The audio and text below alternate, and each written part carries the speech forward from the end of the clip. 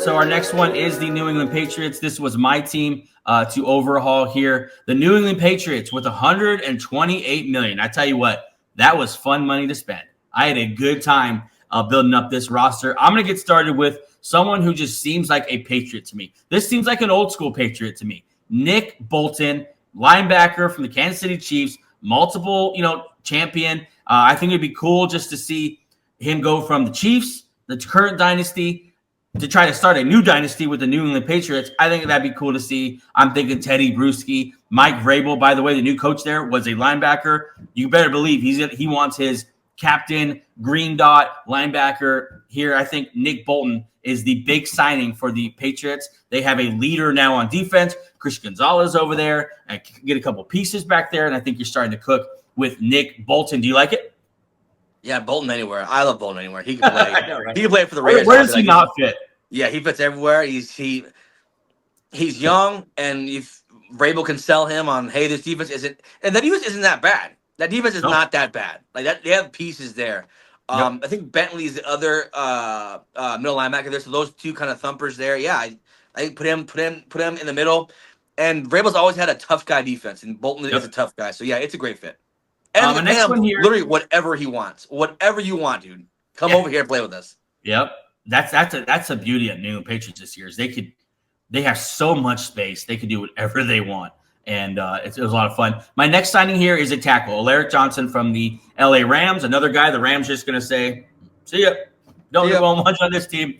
Alaric Johnson was an undrafted player, worked his way up to be the starting left tackle, did a great job for the last couple of years protecting Matthew Stafford's blind side. I think now he comes to the New England Patriots as their cornerstone left tackle to protect another young up-and-coming quarterback, Drake May. Alaric Johnson here to the Patriots, and you got to get some juice into that O-line for sure.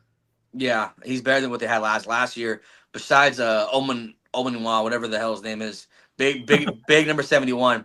Not a lot of guys that you could. I know last year David Andrews not being there hurt them a lot up the middle. So yeah, just start building it slow. It's not gonna be next year. You're not gonna fix it next year. But start throwing assets at it.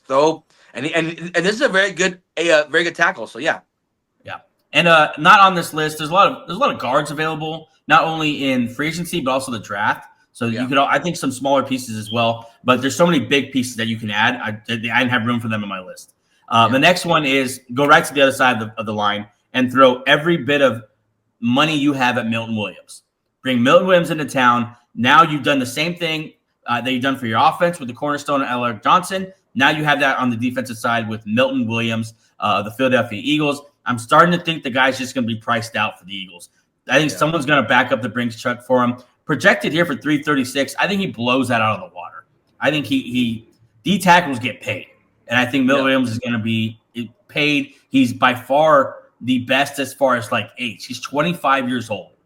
25 years old. You can sign him 4 years and in that fourth year, he's still going to be playing very high level ball. Like he'll still get another contract after this.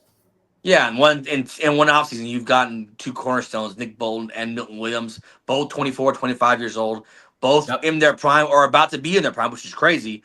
And then you put them with Vrabel, who's always had a good defense. Maybe Milton Williams even gets better because remember how the success. I'm not saying they're the same player, but Jeffrey Simmons, Titans the end. He thrived under Vrabel, so maybe Milton Williams even has even more to live up to. Yeah, it's. By the way, keep an eye on some of these Tennessee Titan veterans who have. Harold Landry was just given permission to seek a trade. Keep an eye on Harold Landry to the New England Patriots. Jeffrey Simmons, you just mentioned, keep an eye on him to the Patriots. I think Kevin Byard's still out there. Keep an eye on him. I would keep an eye on all these ex-Titans going to – they love playing for Vrabel. They love the guy. Everyone loved him in the room. Let's move on here to a big one. I don't know how you're going to like this. I know this is your boy. But I also know Drake May's your boy. Yeah. How about the marriage of George Pickens and Drake May? You might be thinking, why the hell would the Steelers want to send off the best player they have on offense? George Pickens in a contract year. Mm-hmm. It's time to decide, am I going to sign this guy for top-notch money? And he's going to want top-notch money. I don't care that he hasn't produced the way the top receivers have in the league. he's just going to blame that on quarterbacks, and he's going to want to get paid. Like, I don't know if it's going to be like a Jamar Chase, but anywhere from like AJ Brown to like, I don't know, like Jalen Waddle. Like, he's going to be in there. 25 to 31 ish. Yeah. And the Steelers, I don't know if they're going to do that. The Steelers have shown, like, number one, we can draft wide receivers. Number two, we don't really pay head cases. Yeah. Head jobs. That's not the right word. Well, we don't really pay head cases. So I think a trade here probably did at some point. I think I'm not going to touch that. I think you go knocking here to Pittsburgh and you say, "Listen, is George Pickens available? We will gladly take him, and we will pay him right when we trade for him." And I think with 128 million, is that the most financially responsible thing to do? No, but you have 128 million. That's the beauty of it. You can leverage that and use it to bring in George Pickens, and now you have wide receiver 1 for Drake May, who I love. I love Drake May. I love what he did last year with next to nothing. Name 4 receivers on the Patriots. I bet you can't. You probably can, but if you're listening, you probably can't. And so I think bring George Pickens into the fold right away. Bingo, bango. And then, just as if let's do that first. How do you feel about George Pickens? I like Pickens. This is probably the best quarterback he's ever played with, which is crazy. No, Fields is pretty good. It would be between him and Fields, but I trust Vrabel to more than I trust Tomlin to kind of harness in this guy who's kind of an oddball. He's a weirdo. He's productive, but you don't know whether it's him being a weirdo that's causing him not to have 1,400-yard seasons, or the fact that he had Russell Wilson and Mason Rudolph throwing the ball the last 3 years. So yeah, I think any wideout you could sell me on the Patriots because they're so bad at wideout. Any wideout, you could look at Marquise Brown. I'd be A+. But Pickens obviously has the ceiling that most players don't. Like sometimes you watch Pickens and you're like, that's one of the best catches I've ever seen. He has incredible catches. I think put him in a nice system, put him with Vrabel and rebuilding that culture over there. Yeah, I think nice fit. George Pickens, I'm trying to get age here. I think he's just 25 or something like that. Yeah, he's not old. He's been relevant for a while at a very young age. I'll do you one better. He's 23. He's still young, man. Yeah, I think Pickens on the Patriots give Drake May a legit number 1, and then you go and keep on drafting wideouts or whatever, and yeah. And with my draft pick here, I think just a cherry on top to the season, you bring in Travis Hunter. You don't need a wide receiver 1 anymore. You have George Pickens, so you don't have to throw all that load on Travis Hunter. And I think we both think the same in that aspect of I don't care which side he plays. I don't care if he plays both sides. He just can't be CB1 and wide receiver 1. That might be too much to ask from a rookie. So make him wide receiver 2 next to George Pickens, who, funny enough, he's built like George Pickens. I think Travis Hunter soaking wet is like 190 maybe.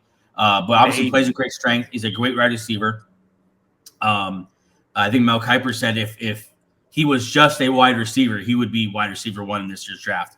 And if he was just a cornerback, he'd be cornerback 1 in this draft. I think he goes here number 4 to the New England Patriots. He doesn't need to be CB1. They got Christian Gonzalez there too. And so you have him just being able to float back and forth and just be a playmaker. You don't got to guard the best receiver in the other team, and you don't got to go against the best cornerback on the offensive side either. Just go and be a mismatch on either side against the second best, and I think it's a great landing spot for him. I love Vrabel's ability to use him. What do you think about Travis Hunter as the cherry on top to this really magical Patriot offseason I gave him? Yeah, this is a fun team because they have so much cap room. So this is what you can do. But yeah, I think you're right. Christian Gonzalez is the top 3, top 5 cornerback. You can really argue that he's very good. And then you have Marcus Jones, nickel cornerback, so you don't really need him in nickel. Just go over there and play against the second, third best wideout. Yep. And be very good at it. And then go on the opposite side, and you have in this scenario, you have Pickens, you have who's to take the number 1 corner. Go play against the number 2 corner, and go play with Drake May, and go play at a role on both sides where it's not all on you to do every single thing, where you can just be a playmaker, which is what he was in college football. He's a playmaker. He's like one of those guys, those prospects that just put him on the field and something is going to happen. And with the Patriots, they've never had this kind of talent before at wideout, or they've had the talent since freaking Edelman left. They've never had a wideout. Even if they don't get George Pickens, Even if they just get Travis Hunter, the best wide Yeah. they've had in the last 5 years. So yeah. I mean, name the last time they had a duo as good as Pickens and Travis Hunter, and that's a Well, real. I'm honestly trying to think myself here.